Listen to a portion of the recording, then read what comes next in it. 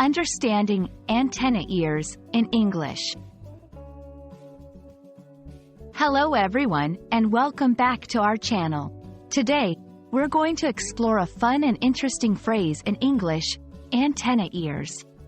If you're curious about what this means and how to use it, stay tuned. Antenna ears is a phrase used to describe someone who is very good at listening and picking up on information, much like an antenna picks up signals. It's often used in a humorous or playful context. Imagine a person whose ears are so keen, they could be receiving radio signals.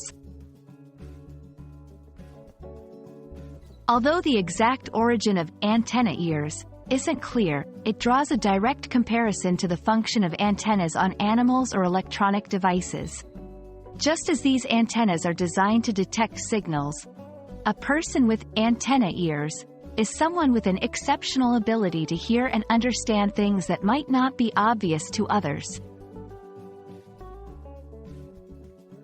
You can use this phrase when you're impressed by someone's listening abilities. For example, if a friend overhears a faint piece of music and recognizes the song, you might say, "Wow, you have antenna ears."